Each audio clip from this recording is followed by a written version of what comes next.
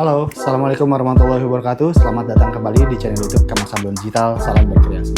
Jadi teman-teman, di video kali ini gue akan meneruskan video sebelumnya. Jadi di video sebelumnya itu kalau kalian masih ingat, gue ngebahas tentang hal-hal atau persiapan yang harus dilakukan ketika kalian membeli printer DTF Jaka. Nah, di video kali ini gue akan ngebahas hal yang harus kalian lakukan sebelum dan setelah memulai produksi. Jadi perlu teman-teman ketahui, ketika teman-teman memutuskan untuk punya printer DTF ini, printer DTF Jaka ataupun printer DTF lainnya, kalian membutuhkan komitmen atau hal-hal yang berkaitan dengan konsistensi gitu. Jadi kalian butuh untuk melakukan perawatan atau maintenance harian yang dilakukan sebelum produksi dan juga bahkan setelah produksi gitu ya. Jadi apa aja yang harus dilakukan, ikutin aja terus video ini sampai selesai. Jangan lupa untuk di like dan di subscribe dulu. Yuk kita ikutin video ini sampai selesai.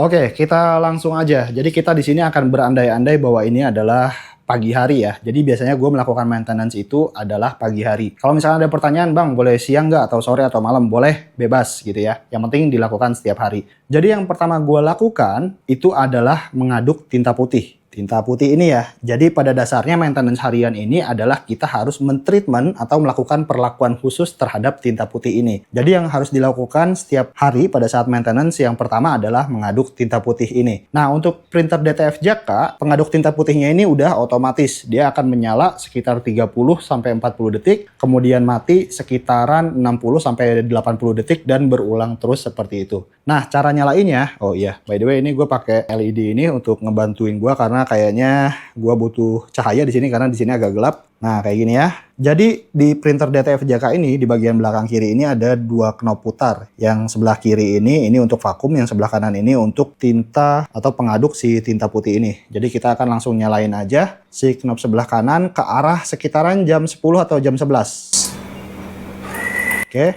nah maka dia akan berputar. Kemudian sekalian aja kita putar juga yang knop sebelah kiri untuk vakum ke arah jam 9. Jadi kalau untuk yang kanan ini ke arah jam 10 kurang lebih, dan knop yang kiri ini ke arah jam 9. Jadi langkah yang pertama adalah seperti itu. Intinya untuk mengaduk tinta putih. Kalau misalkan teman-teman punya printer yang belum ada pengaduk tinta otomatis ini, kalian bisa melakukan pengadukan seperti biasa seperti ini yang biasanya gue lakukan di printer yang lama seperti itu ya. Oke, langkah berikutnya setelah kita melakukan pengadukan tinta putih, kita akan melakukan sedot damper. Bentar, gue nyalain dulu lampunya. Karena ini mesin pengaduknya akan berjalan otomatis terus-terusan dan mungkin akan mengganggu. Nah, audionya berisik, jadi kita akan matiin aja dulu ya. Kalau normalnya itu biarin aja, jalan aja sebenarnya. Cuma karena ini untuk kebutuhan konten daripada berisik, jadi kita matiin dulu aja. Nah, terus berikutnya kita akan melakukan penyedotan damper.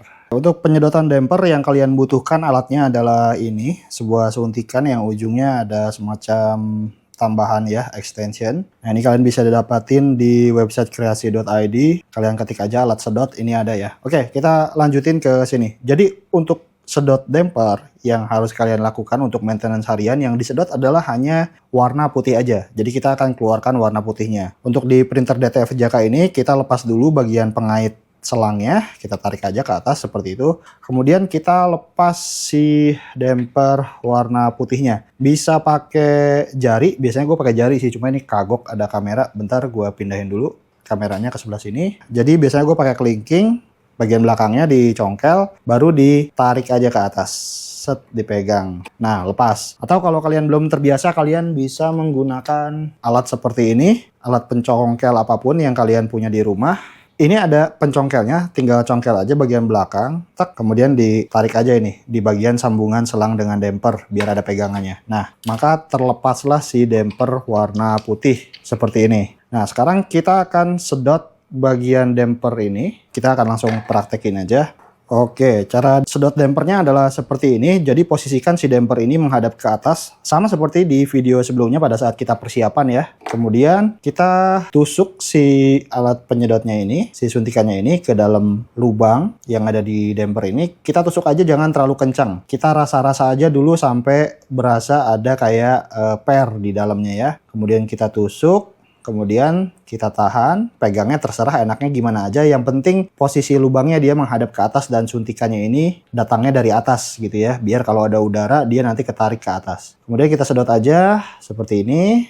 Kita sedot, maka nanti si tinta putihnya akan masuk ke suntikan. Jadi fungsinya adalah ini untuk mensirkulasikan tinta baru yang udah dikocok sebelumnya di tabung luar ke damper gitu ya. Oke, kemudian ini kita lepas dan tinta yang ada di dalam suntikan ini kita masukkan ke dalam tabung luar ini. Jadi tinta yang ada di dalam suntikan ini kita masukkan ke dalam sini ya, ke tabung tinta bagian luarnya. Kita masukin aja, kemudian kita lakukan berulang seperti itu 2-3 kali.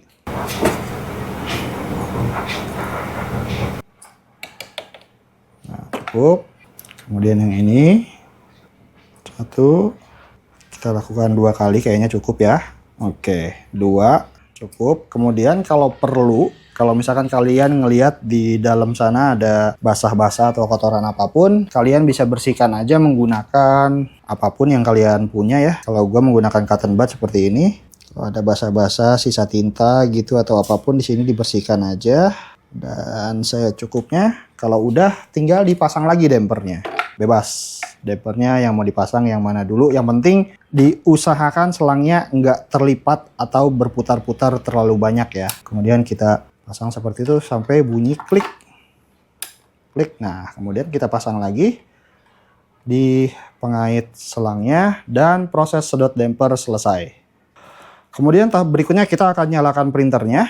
Kita pencet aja tombol powernya. Cek dulu, diperhatikan bahwa si vakumnya udah rata ya teman-teman. Jadi jangan sampai nanti pada saat kalian menyalakan printer, taunya si vakumnya misalnya ngangkat gara-gara kesenggol anak, kesenggol ponakan, kesenggol kucing atau apapun gitu ya. Kita nggak tahu hari apes itu, kita nggak ada jadwalnya. Maka nanti ketika si vakum ini nggak rata, ketika kita nyalakan printernya, maka head ini akan menabrak si vakum. Kurang lebih seperti itu. Itu yang sangat dikhawatirkan sekali ya. Jadi harus sangat dijaga dulu. Sebelum kalian memutuskan untuk nyalain power, kalian cek dulu vakumnya udah rata atau belum.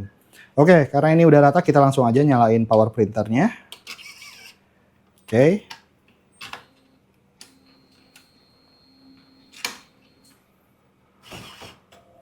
Kita tunggu.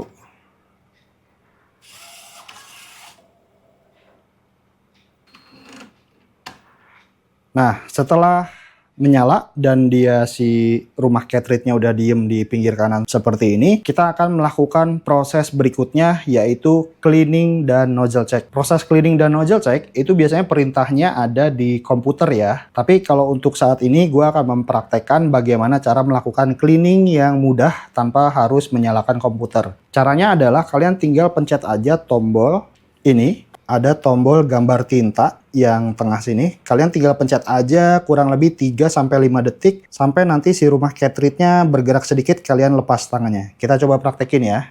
Kita tahan. Nah, dia udah bergerak, lepas. Maka dia akan melakukan cleaning. Jadi buat kalian yang malas menyalakan komputer untuk melakukan proses cleaning, kalian bisa melakukan seperti itu. Bang, bisa nggak perlu nozzle check. Misalnya kalian maintenance tapi nggak ada produksi hari ini, boleh tanpa nozzle check. Tapi kalau misalkan bisa, lakukan nozzle check juga ya. Tapi kalau misalkan kalian dadakan harus pergi ke suatu tempat dan harus buru-buru, kalian bisa melakukan seperti ini aja. Jadi nggak perlu nozzle check. Oke, kita tunggu ini sampai selesai. Nah, selama proses head cleaning, indikator hijau di atas tombol power ini atau di samping ya, karena ini posisinya kalau udah lurus seperti ini, dia akan berkedip seperti ini. Ini tandanya proses head cleaning lagi jalan. Nanti ketika proses head cleaning ini selesai, dia sudah tidak akan berkedip lagi. Dia akan nyala standby di warna hijau. Oke, ini proses head cleaningnya udah selesai. Tandanya adalah si power printernya ini nyala standby. Kemudian langkah berikutnya kita akan melakukan nozzle check ya. Nozzle check juga sebenarnya bisa tanpa komputer, tapi kalau gue terbiasa menggunakan komputer ya. Jadi kita akan langsung aja ke komputer untuk melihat bagaimana melakukan proses nozzle check. Oh iya, sebelumnya kita akan masukin dulu pad film ke dalam sini karena untuk persiapan melakukan nozzle check. Nah, jadi sebelum melakukan atau memberikan perintah nozzle check, kita masukkan dulu pad filmnya. Ini adalah pad film biasa yang biasa digunakan untuk proses ngeprint DTF gitu ya. Tapi khusus untuk nozzle check ini kita ngeprintnya bagian yang licin. Jadi yang licin ini menghadap ke atas ya. Kita akan masukkan lewat belakang dan kita pepetin ke kanan ke sini ya. Jadi masuk ke dalam seperti ini, kemudian mepetin ke kanan. Oke, kita masukin. Kemudian kita pencet tombol maju di modul, maka nanti si pet filmnya akan maju ke dalam. Nah, gitu ya. Kemudian harus dicek juga si knop putar sebelah kiri ini harus udah on ya, ke arah jam 9 gitu. Kalau yang kanan ini sengaja gua offin karena bakal berisik banget kalau lagi syuting gini ya. Dan sekarang kita langsung aja nyalain komputernya dan kita buka software DTG RIP. Kita klik 2 kali. Sorry agak lama, ini komputernya baru aja nyala ya. Dan setelah terbuka seperti ini, kita langsung aja klik kanan bebas dan head cleaning tadi udah ya. Nah, di sini ada menu namanya nozzle check. Atau kalian bisa pencet aja di keyboard F11 ya. Tapi takutnya kalian nanti salah pencet, dipencet aja di sini. Sekali lagi diklik kanan bebas, mau di sini, mau dimanapun gitu ya. Kemudian klik nozzle check. Maka ketika ini kita ngasih perintah nozzle check, maka nanti si printernya akan bergerak. Jadi gua akan langsung pindahkan aja si kamera ini ke sana, ke printer ya. Kemudian ini kita yes. Dan kita lihat di printer, dia akan mulai bergerak. Dan vakumnya akan otomatis nyala. Jadi kita nggak perlu mencet apa-apa lagi. Nah, seperti itu. Oke.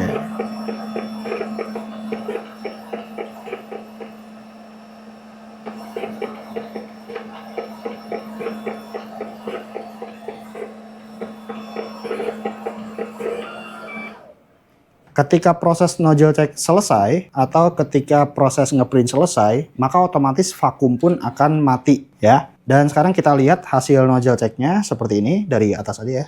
Sebentar, mendingan gua keluarin dulu deh. Dan kita balik, kita taruh di atas tray yang ini deh, karena ini hitam. Nah, kalau kalian perhatikan di sini, ini adalah hasil nozzle checknya. Jadi ada garis-garis seperti ini. Dari mulai sebelah kiri itu warna kuning. Ini agak susah dilihatnya, jadi harus pakai pantulan-pantulan cahaya, entah itu matahari atau lampu gitu ya. Kemudian sebelahnya ada hitam, kemudian ada putih 2 yang paling kelihatan ini. Kemudian ada magenta, dan sebelah kanan yang paling kanan itu cyan atau biru. Jadi urutannya adalah YKWWMC. Sama halnya dengan damper yang ada di sini. Urutannya sama YKWWMC. Jadi yang perlu kalian lihat secara seksama, yang paling penting adalah, semuanya penting sih sebenarnya, tapi kalau gue terbiasa ngelihat warna putihnya dulu. Kalau warna putihnya udah oke, segini sih gue oke sih. Itu ada titik-titik atau lubang kecil 2 piece di bawah sana, kalian bisa lihat nggak? Nah, kalau buat gue itu masih oke, masih layak untuk melakukan produksi. Karena kalau gue patokannya itu adalah selama 90% tintanya keluar di hasil nozzle check ini, itu bisa untuk produksi. Seperti itu ya. Kemudian kalian cek juga semua warnanya dari kuning, hitam, merah, dan biru gitu. Nah, proses nozzle check selesai.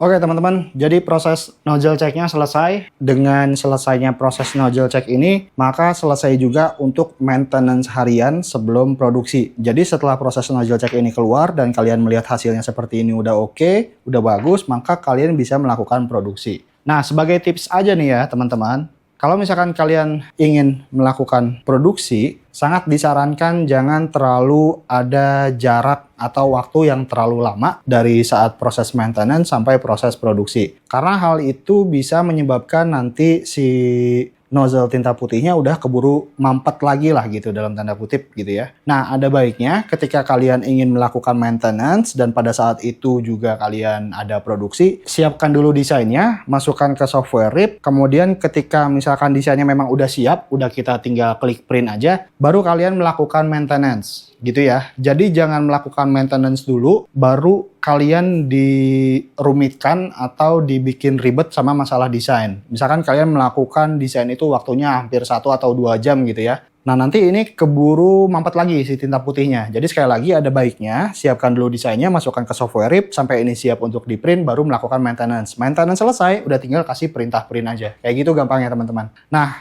satu tips lagi nih, kalau gue biasanya kalau misalkan ada orderan yang datangnya lebih dari jam 12 siang, itu biasanya gue lempar ke besoknya. Jadi orderan itu ditumpuk di hari berikutnya, kayak gitu.